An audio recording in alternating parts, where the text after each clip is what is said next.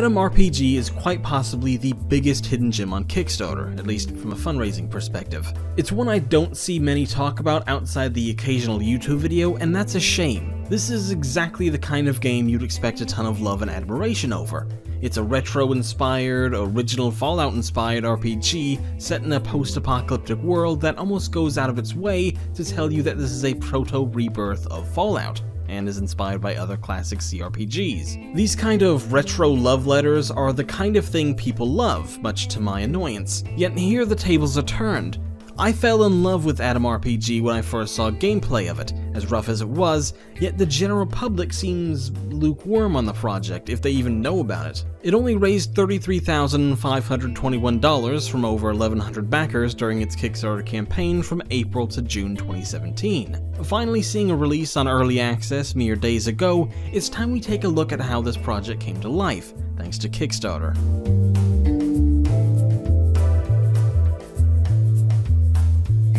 When I look at a Kickstarter campaign, there are three areas I focus on: gameplay videos, screenshots, and the text on the Kickstarter page itself. I almost always ignore pitch videos because those are really easy to make look really good, especially when it's just somebody talking to a camera. They're also really easy to make really bad too if somebody's experienced at game development but not video making, so it can go either way. A demo is always a huge bonus, but not necessarily required, and obviously I normally stick to games I care about, like story-driven games, RPGs, puzzles, and focus less on sports games or retro platformers, things like that. With that criteria, Atom RPG fits the bill. Despite its awful name, it's got a ton of screenshots, some videos, some GIFs, a well-written page that does a great job of explaining what the game is and who the people making it are, and it even includes a demo available to anyone, not just backers.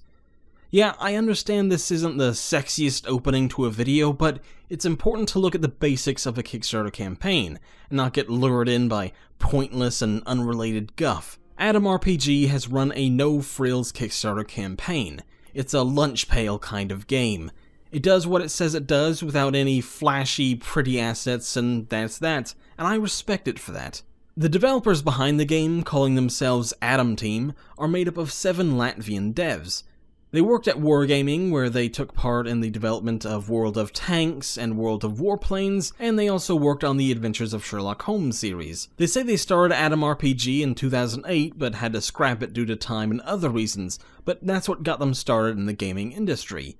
It's a pretty cool story to hear them come back to the game that inspired them to start their careers in the industry nearly a decade later now that they're industry vets. Now, it is important to note that English doesn't appear to be their strong suit. It's not terrible, they clearly have some kind of translator, or at least a good grasp of the language. We're not talking Google Translate here. But a lot of the page is written in a way that just seems slightly off. Here, listen to this quote at the top of the page. "The deterioration in relations between Eastern and Western blocs in the 1979 has led to a full-blown Armageddon between nuclear powers in the year 1986. The war was swift, devastating, and brutal. The fact that humanity persevered was miraculous. 19 years have passed and it's 2005. Both once great empires and their allies now lie in ruins, but on top of those ruins, new civilizations are slowly emerging." So it has a simple premise, one you'd find in any post-apocalyptic game really. It could be Metro just as easily as Fallout.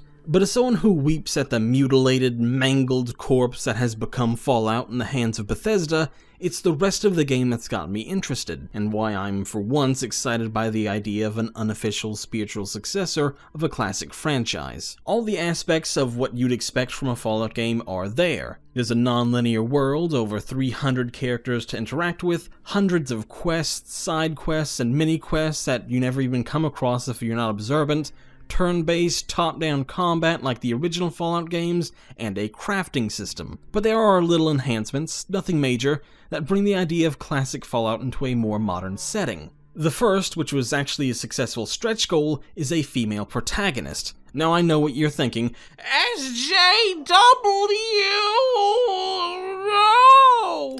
The more reasonable among you may be saying, "But Josh, there have been other games that have those women folk as playable characters. What makes this any different?" Well, the reason a female protagonist was a stretch goal is because Adam Team wants to overhaul the game based on this fact. If you choose to play as a woman, you'll experience the game in an entirely different way than if you were a dude bro. According to the Kickstarter page, role-playing characters of different genders should come with slightly different and sometimes even unique experiences and varied storytelling.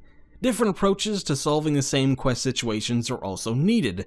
Our aim is to make certain NPCs react to male and female protagonists differently, say different things, act differently according to the gender the player picked at the beginning of the game. Okay, again, you can see what I was saying about the translation of that last part, but you can see what they're saying. They didn't go into specifics, but imagine if they were to do what, say, South Park Fractured But Whole tried to do with its difficulty to what gender you picked. If you did play as a woman, you'd have certain NPCs creeping on you, or refuse to do business with you, or not let you do dangerous quests because they underestimate you and you have to prove them wrong. That would be a hell of a mechanic. Another feature that catches the eye is the crafting mechanic. Again, not exactly a revolution on its own, but its implementation here is unique. Ish. It sounds to be modeled after Dead Rising in that you can combine anything you want to get totally different items. There also seem to be some unique recipes in their own right, such as the example on the Kickstarter page of a grenade, some duct tape, and a live rat which can be sent towards enemies. This also leads to a specific skill in-game, the tinkering skill. Finally, and I know a lot of people who love this after the last few Fallout and Elder Scrolls games, there are no essential NPCs. This means that there are no randomly immortal characters that you can't kill because the game requires them alive for quests or whatever. Any NPC in the game can die, either at your hands or even possibly in a firefight with other NPCs, and if they die, you'll have to either find a new way to start their quest, or maybe their quest will be gone forever. And of course the page promises multiple solutions to each quest to begin with. And really, that's the Kickstarter page in a nutshell. There's one missed stretch goal at $40,000, which would have added a new huge city, 50 new quests, and over 100 new characters, but sadly that goal wasn't met.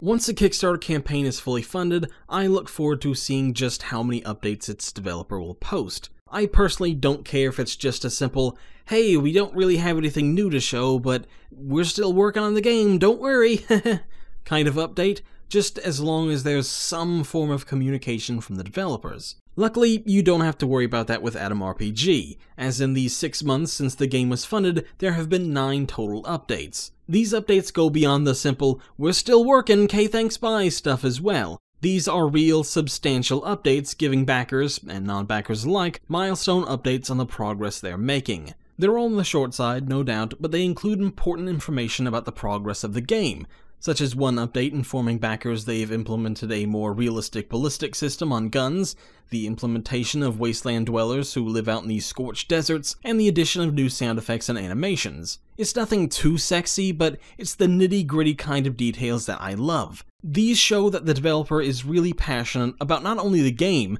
but in keeping their backers and fans updated on their progress. Plus, they just released a launch trailer yesterday, at least at time of writing, that should look awfully familiar to any Fallout fan.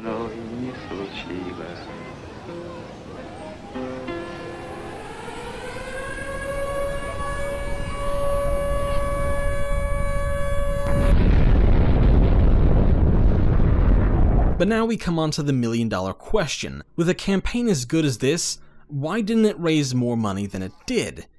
Well, this clearly isn't a million-dollar Kickstarter, it's just a bit too basic for that, but I could easily envision this being a $200,000 or $300,000 campaign. I think ultimately it comes down to poor timing by the Adam team. The Kickstarter launched in April 2017, and by that point, the site was already in decline. A cursory glance at the video game category on Kickstarter right now will give you a clear indication of two things: that the quality of campaigns has reached an all-time low, and that campaigns are raising less now than they ever have before. But it goes deeper than that. ICO Partners, a market analysis group who do quarterly reviews on Kickstarter, shows the scope of the problem. Not only are there less good projects, there are less projects, period. In the first half of 2016, there were 1,015 video game campaigns launched. In the first half of this year, that number was only 869. Despite this, nearly the exact same number of campaigns were funded, 180 to 179. Even more miraculously, campaigns during the first half of 2017 have raised significantly more, over 9.4 million compared to only 7.9 million last year. Hearing that, it sounds like everything's okay, right? There are fewer campaigns, sure, but just as many are getting funded, and they're even getting more money, so what's the problem?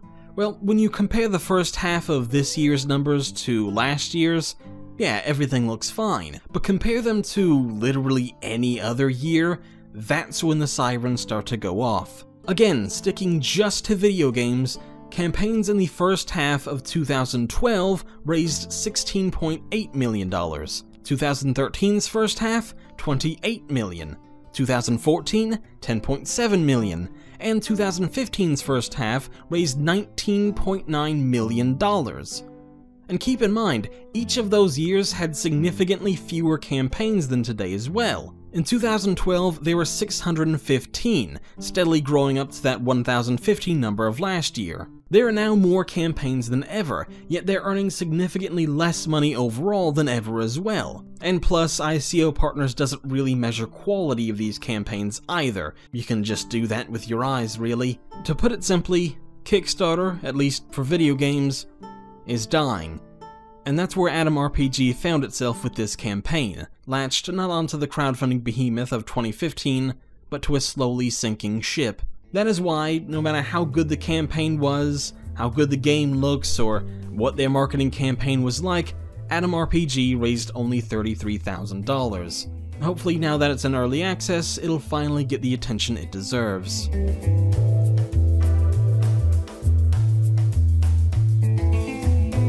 You know, it's really sad to see what Kickstarter has become these days. It's full of terrible campaigns that are actively hurting the good ones. Once developers notice this trend, the good ones are gonna stop going to the site and rely on Fig instead, or just sign with publishers. It's a shame because games like Atom RPG deserve a chance to shine. Anyway, thank you for watching, and if you enjoyed this episode, we'd really appreciate it if you could crowdfund us over at patreon.com. Thanks again, and we'll see you next time.